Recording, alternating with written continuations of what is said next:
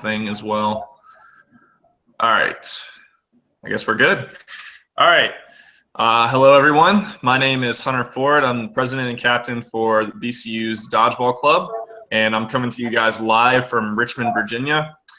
And we're doing this segment to introduce to everyone our April Baller of the Month and the last Baller of the Month for the 2016-2017 regular season. And I'm going to let him introduce himself now. I'm Brandon Meisel. I'm the captain for Grand Valley Dodgeball, coming to you from LC, Michigan. So, yeah. Awesome. Glad to have you with us, Brandon. Just to give a little background on him, like you said, he's the captain of the Grand Valley State Dodgeball team. Helped lead them to the national championship this year for an NCDA record 5th consecutive title and Grand Valley's 9th overall out of the league's 13. So incredible accomplishment as well.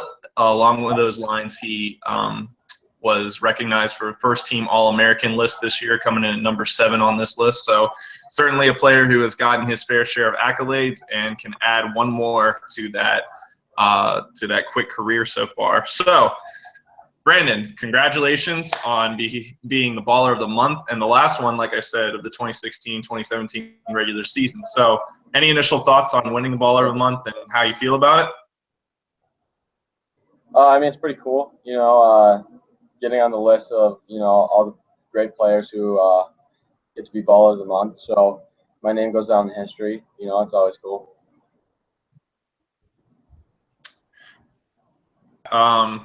Certainly is, a really good feeling to have.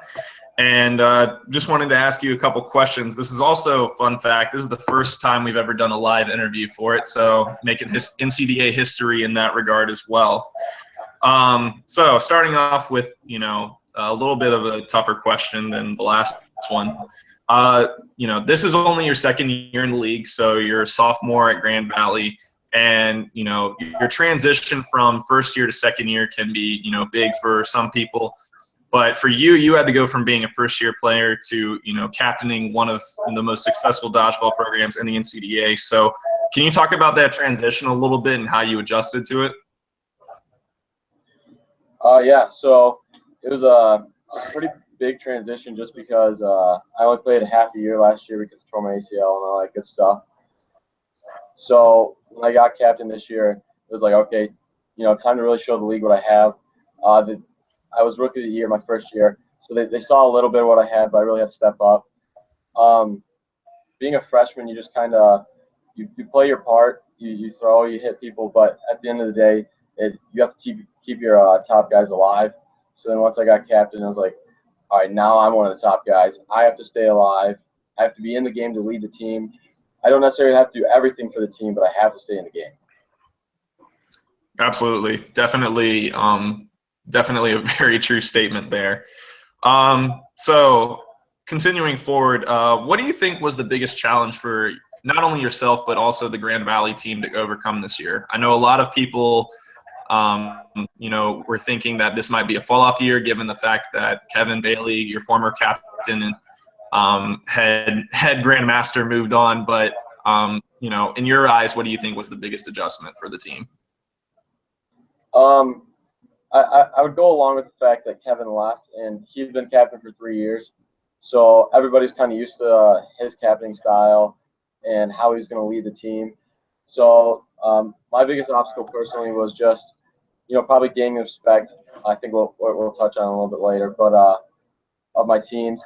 And then for our team in general, is just like adapting to my captaining style, just taking orders from a new guy. So.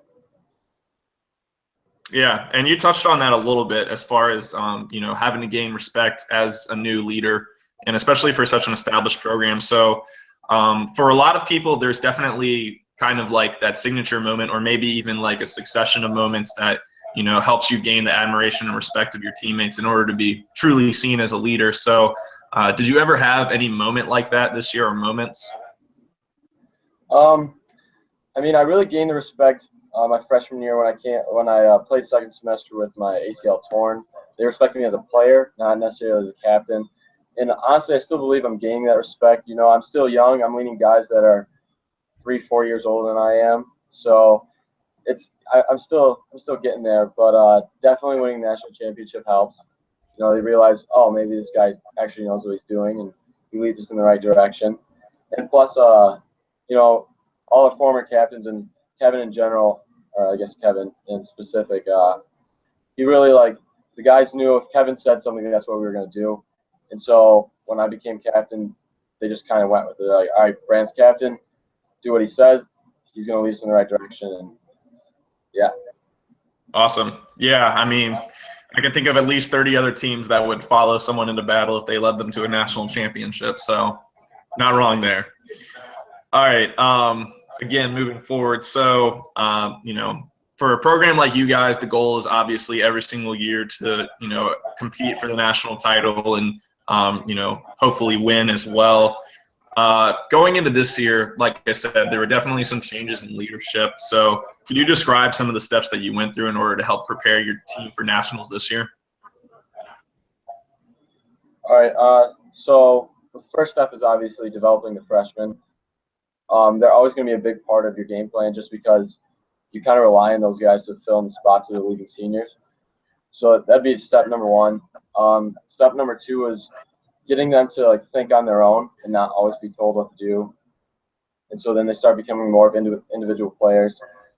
And step three is just working on strategy. I mean, getting our whole team on the same page, getting us to run things differently if we're in a tight situation.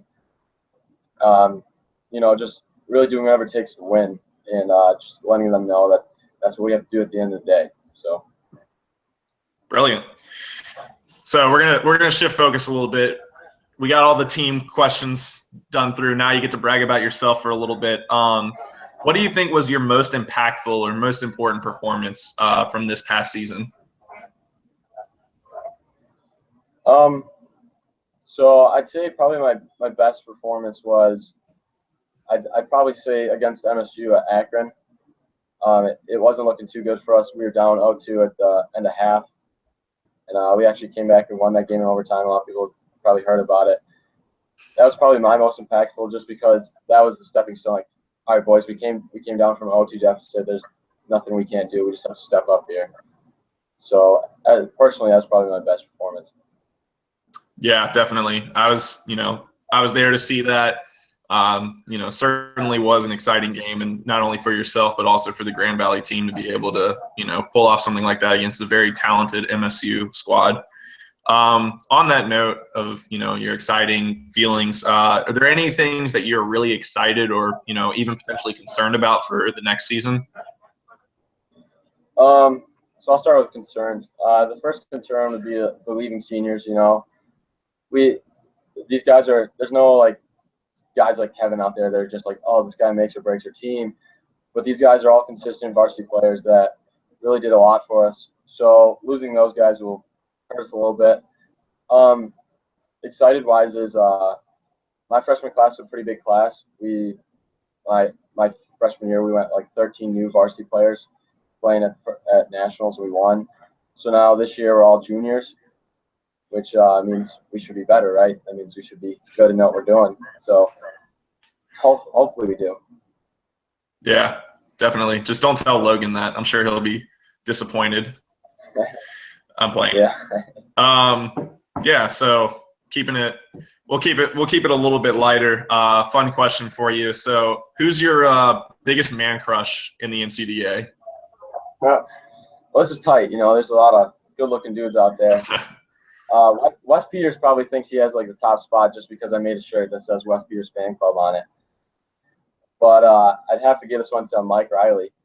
Probably not even going to watch this, but playing with him in Elite, you know, him and I think pretty much the same. We like to run our team the same, so him and I get along pretty well, and I'd say I have a little bit of a man crush on him. So, I mean, hey, if you look at his Instagram account, dude's got a lot to show. So I can't argue with that at all. So shifting the focus back again to yourself, what are your own personal expectations for yourself next year as both a player and a captain for Grand Valley? So first, my first personal expectation would be So I threw 73 at nationals this year. I'd like to throw like 83, 84 maybe. Get the record. It's not going to happen, but that'd be cool. Leading the team, obviously the goal is always to win another national championship, win another Michigan Dodgeball Cup. So that'd be great. But in general, I mean, really just have a successful year with the team. Keep us all together, keep a great friendship group, and just continue to lead the team the way it's been led for years and years. So. Awesome. And again, moving on, you touched on this earlier with when you were bringing up, playing with Mike in Elite. And so for a lot of the NCDA guys and girls, most of them tend to stick just to the NCDA game style. However, there are definitely lots of other competitive styles out there, most prominent including the Ultimate Dodgeball Championship and Elite. So, yourself, you play for Grand Rapids Kraken, and you guys are, definitely a solid squad. But what do you think?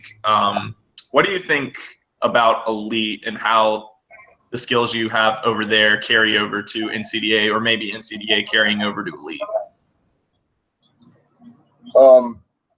I would probably say if you're a good Elite player, you're definitely going to be good in the NCDA, but it's not necessarily the same way around. Elites, I'd say honestly, is probably a lot more tougher of a game. You're not allowed to step out of bounds. There's a closer throw line. There's a lot of different rules for blocking and whatnot. So Elite's a different game all around, but it's dodgeball. It's a lot of fun. It's a lot quicker paced game, so you see a lot more crazy things happening just because of the rule set. You play best 2 out of 3, and that usually lasts like 15 minutes, whereas our games last upwards of an hour, hour and a half. So they're definitely different games, but Elite's, kind of the more fast-paced, quick, crazy things happening, highlight reel games, whereas the NCDA are the more beat it out, got to get the win, strategy, game plan. Yeah, definitely. And, even though I haven't had the opportunity to play this summer because of my shoulder, definitely had a chance to watch some and, can definitely share that sentiment as well. We didn't really go over this beforehand, but are there any events that you're looking forward to a lot for next season? We'll go with besides National and Michigan Dodgeball Cup, because I know those are the 2 gimmies, but any other outside ones you're looking forward to? So I know Central and Michigan State are supposed to have a down year, so I'd like to, obviously we're going to play them a lot just because we're close. So playing those guys would be fun. Saginaw is supposed to be, the guys to beat this year besides us. But so I'd love to play Saginaw, see what they got. And then all the teams, so you guys are hosting nationals, so that probably means you guys can make it up to a few tournaments, or we can make it play you guys a few times. That'd be fun. And then JMU's also voiced that with it being an East Coast Nationals, they can get around to more places, and it's always an experience when you play JMU. So.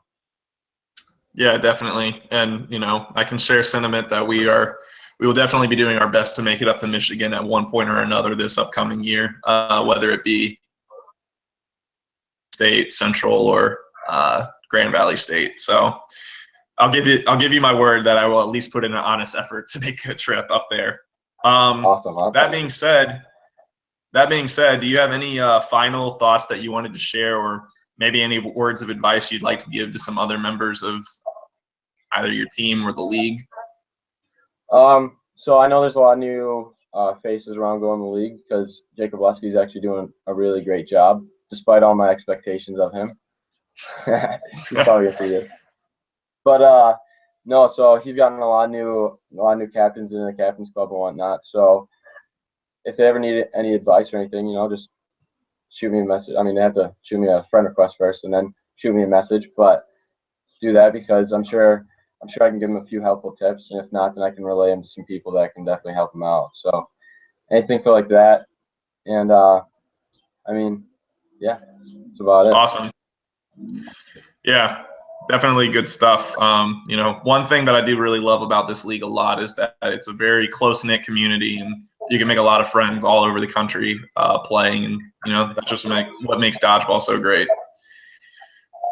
that's definitely one of the best things about dodgeball. For sure. So wrapping things up here, once again, my name is Hunter Ford, and this has been an episode of the Average Joe's podcast, bringing to you April's Baller of the Month and the last Baller of the Month for the 2016-2017 year, Brandon Meisel. So signing off, and I hope you guys have a great night.